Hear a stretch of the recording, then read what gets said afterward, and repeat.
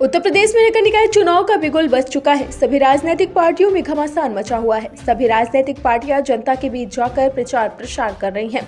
फूलपुर नगर पंचायत चुनाव में बहुजन समाज पार्टी से चेयरमैन प्रत्याशी इलियास अहमद ने अपनी कमर कस ली है।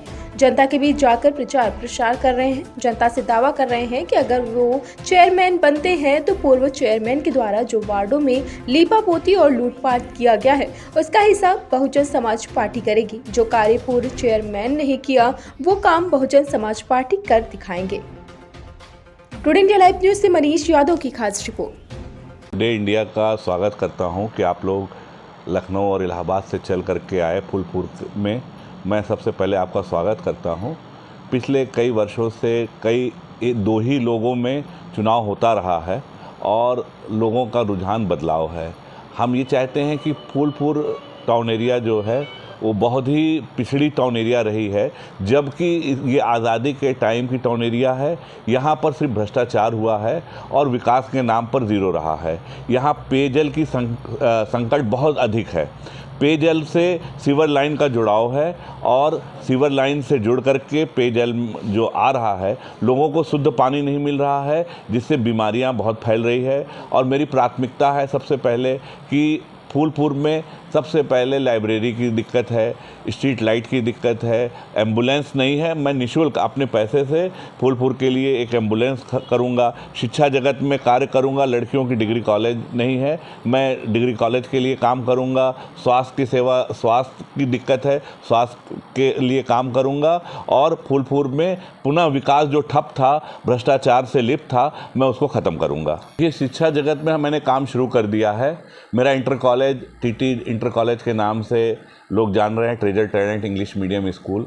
मेरा टीटी ITI स्कूल खुल गया है और मैं जल्द ही जल्द कोविड की वजह से, मान्यता न मिलने की वजह से, चूँकि 2 साल कोविड था इसलिए फ़ाइल रुकी हुई थी, हो सकता है कि 2023 लास्ट तक जो है लड़कियों का डिग्री कॉलेज और इंटर कॉलेज दोनों अलग सेपरेट डिग्री कॉलेज और इंटर कॉलेज दोनों में पुनः स्थापित करके और 2024 में एडमिशन शुरू हो जाएगा।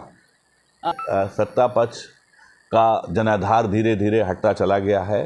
जैसा कि सर्जन हिताय सर्जन सुखाय का नारा दिया था, उसमें एकदम विफल हैं और इसीलिए बहन मायावती को लोग आशीर्वाद दे रहे हैं। आने वाले 2027 में बहन मायावती पूर्ण बहुमत से उत्तर प्रदेश की मुख्यमंत्री बनेंगी। कि धारा 144 लगी है, इससे चुनाव के टाइम ऐसा नहीं होना चाहिए था, जिसकी वजह से तमाम सारे प्रत्याशियों को अपना, चूँकि ये एक जुलूस जनसंपर्क एक चुनाव का एक पार्ट है और उस पार्ट को नहीं फॉलो कर पाने की वजह से तमाम प्रत्याशियों को बहुत सारी फूलपुर के अंदर जो है गए 2-3 इलेक्शनों से ऐसा हो रहा है कि लोगों ने अपनी जागीर समझ करके रखा है और कभी 5 साल वो 5 साल वो 5 साल वो ऐसा चलता रहा है, लेकिन यहाँ पर विकास का काम कभी हुआ नहीं। तो मैंने मुंबई से एक अपील की थी कि इस बार एक ऐसा मौका आया है आपके पास कि आप विकास के नाम पे वोट दे सकते हैं, धर्म राजनीति के नाम पे वोट इस बार नहीं करना है। फूलपुर की जनता बहुत ही समझदार है, क्योंकि हम जब यहाँ पर आते हैं देखते हैं कि चारों तरफ यहाँ पर गंदगियाँ फैली हुई है। चारों तरफ आज स्कूल कॉलेज की कमी है, डिग्री कॉलेज हमारे यहाँ नहीं है, अच्छे हॉस्पिटल नहीं है। यहाँ तक कि हमें इलाहाबाद जाना पड़ता है, वहाँ भी एक कोई अच्छे हॉस्पिटल नहीं है। लेकिन फूलपुर के अंदर एक ऐसा हॉस्पिटल, एक डिग्री कॉलेज होना चाहिए कि इमरजेंसी ज़रूरत अगर पड़े किसी को मेडिकल की तो यहाँ पर अपना ट्रीटमेंट करा सके।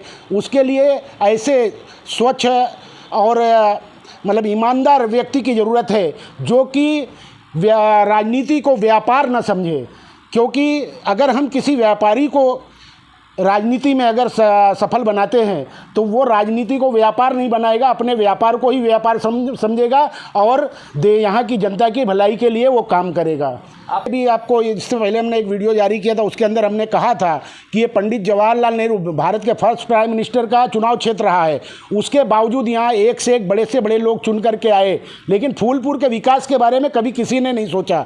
लेकिन ठीक है, बड़े लेवल पे लोकसभा विधानसभा का चुनाव होता है, उन लोगों ने नहीं सोचा, लेकिन जो कस्बा फूलपुर है इसके विकास के लिए अच्छे चेयरमैन की ज़रूरत होती है और उस चेयरमैन को यहाँ पर अच्छे स्वच्छ लोगों को चुनना बहुत ही ज़रूरी है, तभी इस फूलपुर का विकास होगा। पंडित जवाहरलाल नेहरू का चुनाव क्षेत्र होते हुए कांग्रेस की इतनी दिनों तक सरकार रही, बसपा की यहाँ पर सरकार रही, उसके बावजूद हमारे इस फूलपुर का जो पूरे हिंदुस्तान के अंदर जाना जाता है फूलपुर कि first prime minister Pandit Jawaharlal Nehru का चुनाव क्षेत्र रहा है, उसके बावजूद भी यहाँ का विकास नहीं हुआ।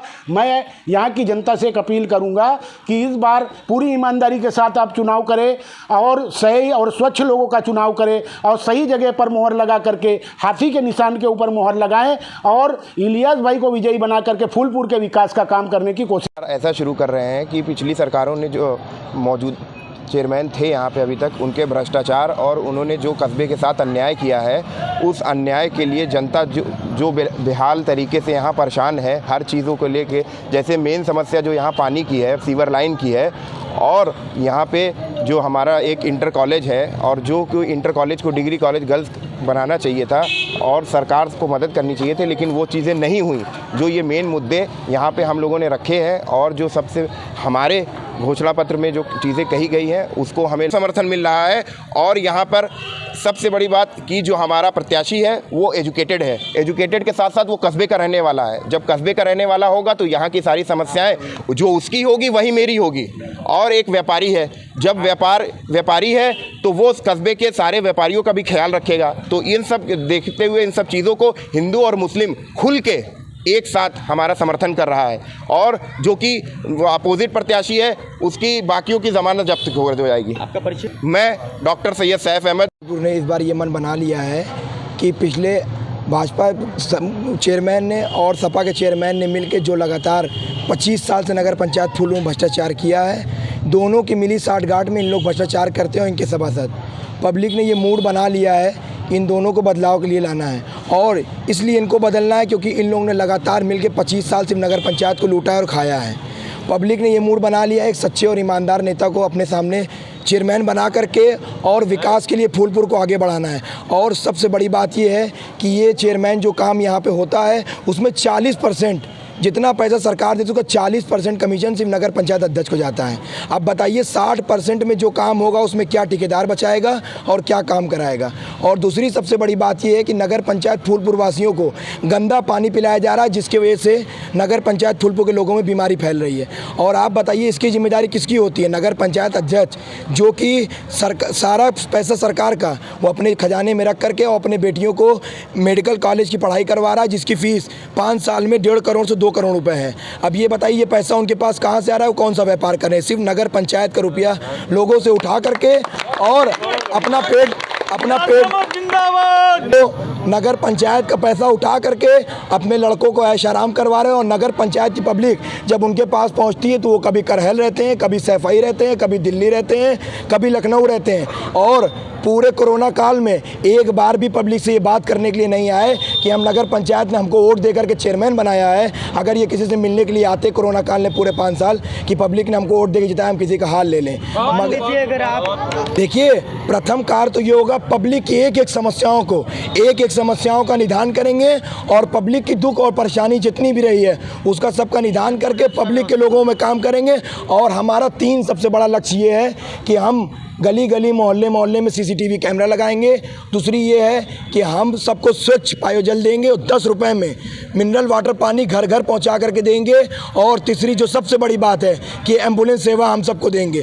और चौथा हमारा सबसे बड़ा काम ये रहेगा कि एक नगर पंचायत की पब्लिक को सम्मान देने का काम करेंगे, जो आज से 25 सालों में नगर पंचायत की पब्लिक को सम्मान नहीं मिला है। नगर पंचायत के चेयरमैन सिर्फ आते हैं वोट मांगने के टाइम 5 साल में और सिर्फ उनका वोट ले करके और उसके बाद उनको ठेंगा दिखा के चले जाते हैं। हमारा परिचय सैयद फराज अहमद।